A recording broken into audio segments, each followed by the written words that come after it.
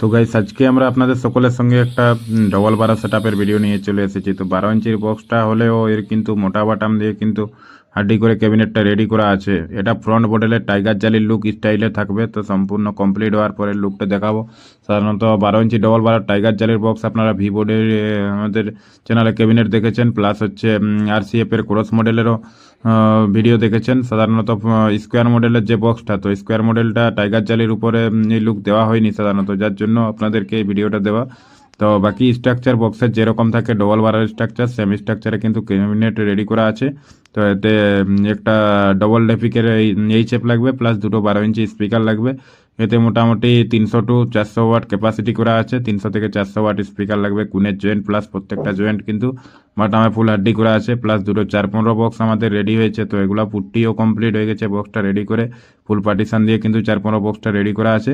তো 415 বক্সটা নেক্সট ভিডিওতে আমরা রিভিউ করব। আপাতত আমাদের যে ডবল বারার বক্সগুলো দেখতে পাচ্ছেন সম্পূর্ণ পেন্ট কমপ্লিট হয়ে জালি সহ ফিটিং হয়ে গেছে আমাদের। এক্ষুনি এই বক্সগুলো কিন্তু ডেলিভারি হবে। যদি এই ধরনের বক্সকে অর্ডার দিতে চান তাহলে আমাদের সাথে কন্ট্যাক্ট করতে পারেন। ভিডিওর টাইটেলে এছাড়া ভিডিওর ডেসক্রিপশন বক্সে আমার কন্ট্যাক্ট নম্বর পেয়ে যাবেন, সেখান থেকে চাইলে আপনারা যোগাযোগ করে নিতে পারেন। তো বক্সটা সম্পূর্ণ ফিটিং হওয়ার পর বক্সটার লুক কেমন লাগছে অবশ্যই আপনারা কমেন্ট করে জানাবেন। তো ঠিক আছে, তাহলে সবাই ভালো থাকবেন। আর নেক্সট ভিডিওতে আপনাদের সকলের সঙ্গে 415 যে বক্সটা রেডি হয়েছে, এই 415 বক্স দুটোর আপনাদের সকলের সঙ্গে রিভিউ করব। তো ঠিক আছে তাহলে।